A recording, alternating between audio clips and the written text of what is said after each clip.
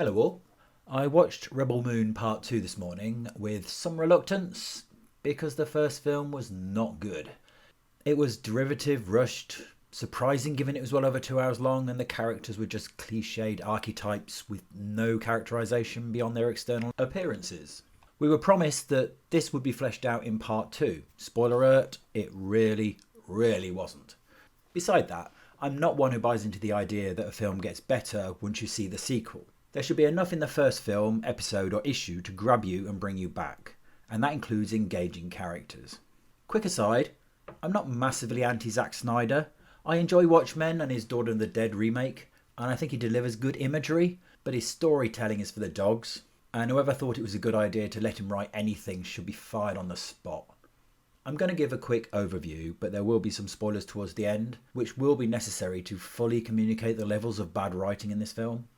Anyone who watched the first film knows this is a rip-off of Seven Samurai style movies, the more famous being the Magnificent Seven, and my personal favourite, which bears a striking similarity to Rebel Moon, is Battle Beyond the Stars. There's nothing intrinsically wrong with that, it's just so poorly done. In part 1 we had the gathering of the seven, or 8 in this case. Now we have the preparation of a battle, and it follows the same beats. The villagers hiding, digging defences, learning to shoot. Big fight. First the positives.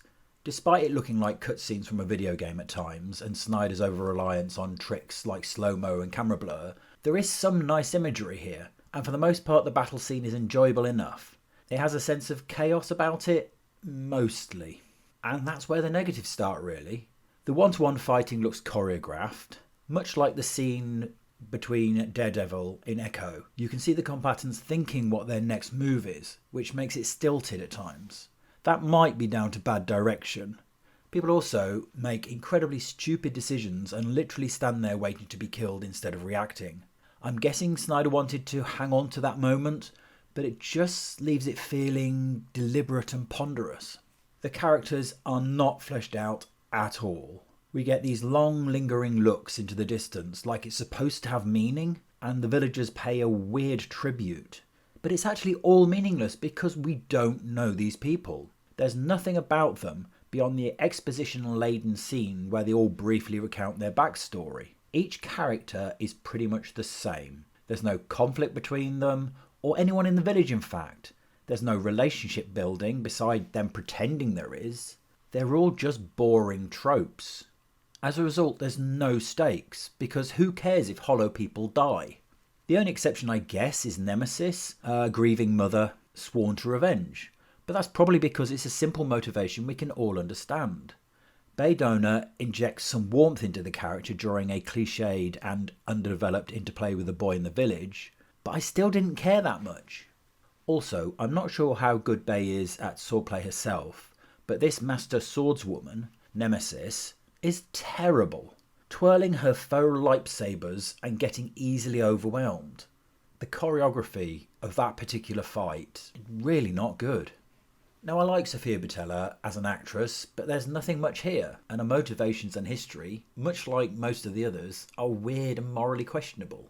People trot out hackneyed phrases and trite dialogue, and they do seem to be putting some effort in here, but there's not much that can save this empty light show.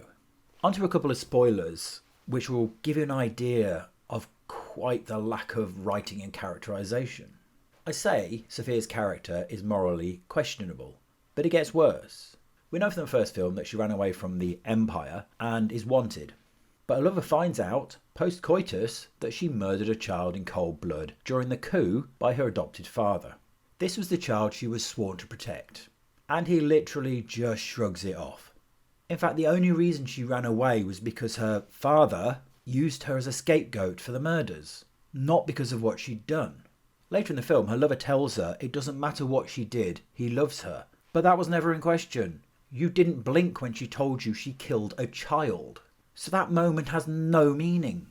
And it pales into insignificance, but she also murders medics. There is a redemption moment where she's willing to sacrifice herself, but it just ends up adding to the confusing mess of her character. At the end, she's planted bombs in the engine room, but is discovered. Yet no one thinks she might have done something, and when reinforcements arrive, they literally can't see the bombs which are right in front of their faces. And as I say, Snyder hangs on moments too much. Someone pops out of the ground with a rocket launcher. No one shoots them. And this happens over and over and over. The whole viewing experience, despite being frustrating, is empty. I sighed multiple times about how bad certain scenes were, how clunky the dialogue was, and how badly realised the characters are.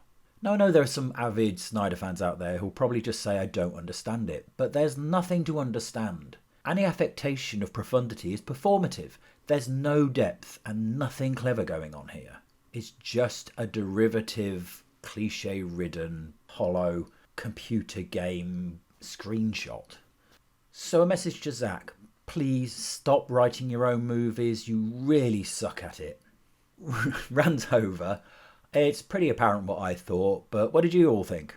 Do you think I'm on the nail or talking bollocks? Thanks for watching. Please like and subscribe if you enjoyed the content. Until the next vid, peace out.